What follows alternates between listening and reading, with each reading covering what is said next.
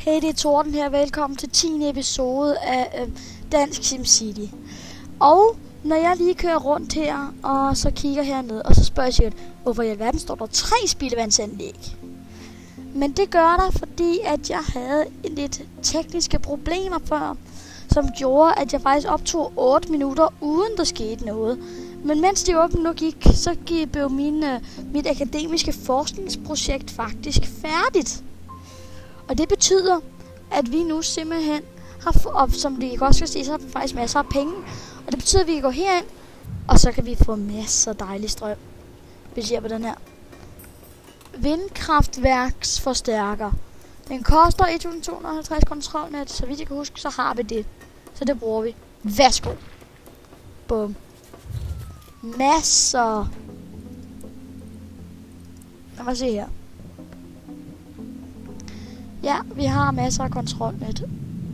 Vi har stadig 970 tilbage. Vi har masser kontrolnet. Så kan vi lige forske noget nyt. Magneto. Jeg tror, vi tager og forsker i den her akademiske forskningsprojekt niveau 2. Og imens skal jeg lige fortsætte med min lille snak her før. Jeg har også fået en ny opgave heroppe med en megablok. Den tænker jeg bare lige vil tage, fordi at... tja, så har vi den, fordi jeg har besluttet mig for, at jeg gerne vil lave en megablok. Hvad vil du sige, min lille ven? Borgmester, jeg nyder virkelig livet her i Torden. Det er så mange nye mennesker at møde. Jeg talte med nogle venner, og vi er alle sammen enige om, at vi gerne vil have et sted at bede.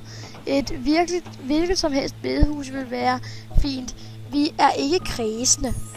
Vi får 5.000 for det, og det er et gratis bedehus, så jeg tænkte, hvorfor ikke? Vi har allerede en kirke, så jeg forstår ikke rigtig, hvorfor at hun ved, at hun ikke har noget sted at bede, når hun bor lige her, men tja, det må de selv.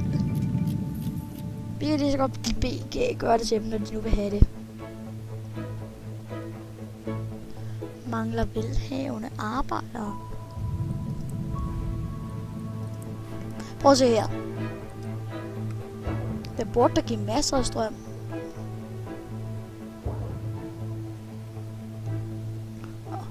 Vi burde i hvert fald ikke mangle strøm, kan jeg så sige. Vand kører, spildevand fungerer, affald er ikke noget problem. Vi har kun 3.000 indbyggere. Alt det der er fint. Det var bedehus, vi skulle ind på, ikke? Jo, det var. Kultur. Tilbede. Så giver vi dem et tempel.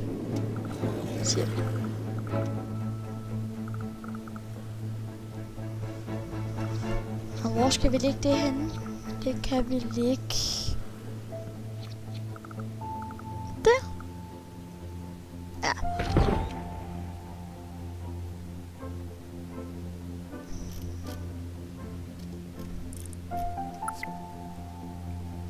Jeg spiller lige tiden lidt op.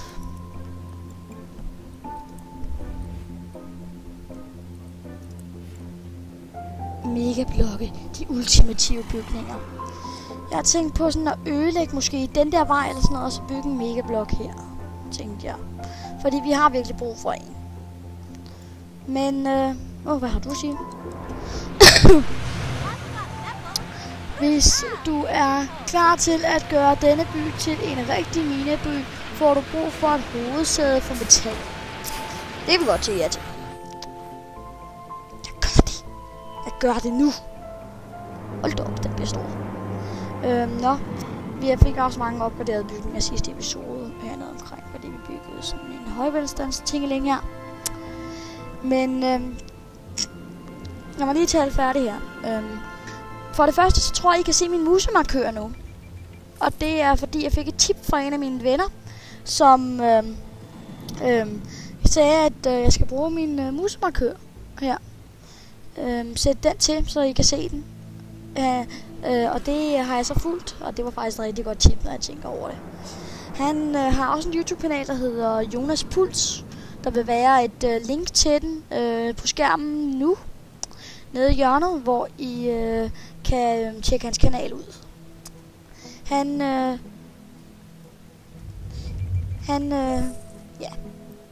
Han laver nogle fine videoer. Der slukkede lysene. Det der vindkraftværk der, det ser stadig lidt nice ud, synes jeg. Jeg ved godt, det her det er måske ikke helt så sjovt, men vi sidder sådan set bare og sparer penge op lige nu. Til måske en megablok eller noget oliebrønd, tror jeg også. Vi skal have færdig meget snart. Vi kan lige bygge sådan en her mere. Stor vindmølle mere. Så er der i hvert fald tjek på strømmen. Yes. Der er masser af strøm. Masser af strøm. Yummy. Yummy, yummy, yummy.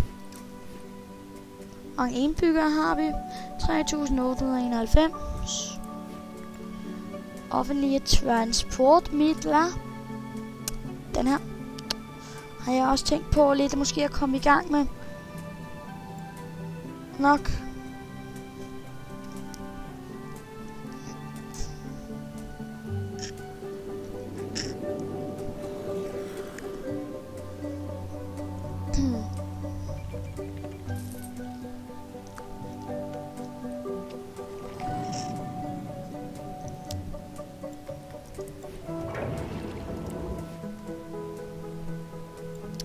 Der er stadig mange bare.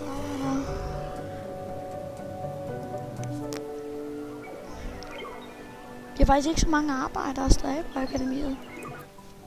Det forstår jeg ikke helt. Må jeg blankt erkende, det forstår jeg så ikke helt. Vi burde have forholdsvis mange, så det undrer mig lidt.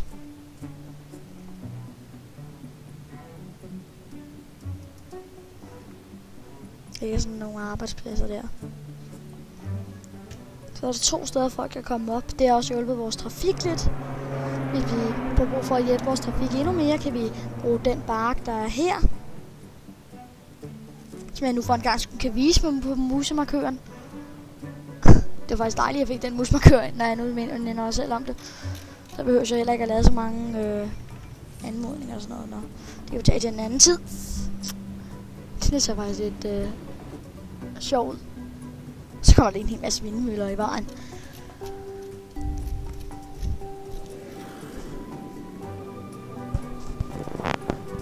Ja.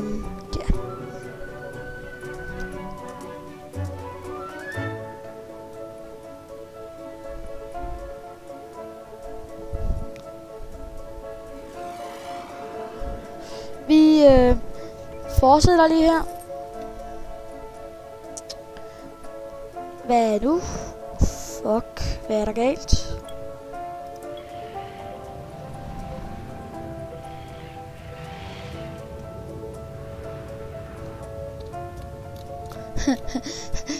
Højteknologiske industrier kommer til byen. Højteknologiske arbejdere gør livet lidt lettere. Hvorfor er der så ikke nogen højteknologiske arbejdere derinde for pokker? De skal jo være der igen, ikke ude på alle de andre kedelige arbejdspladser. Der mangler arbejdere det der sted der. Så får du jo hyret nogle af folk for pukker. Ja, virkelig. Hvad står der lige der? 41! Ja tak! Tak for kaffe!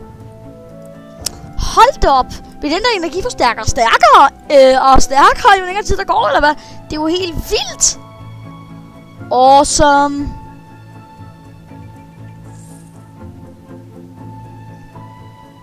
Den der skal vi altså snart til at have, tænker jeg. Oliebrønden kan vi faktisk bygge. Den bliver ved med at kræve. Måske skal vi tænke på den megablok først. Jeg tror, at færre vi bliver nødt til at tænke på først, guys. At vi skal have fat i megablokken. Men nu går tiden desværre. Så derfor bliver jeg nødt til at sige 1000 tak for, at I så med. Jeg håber, I nød det. Bye bye.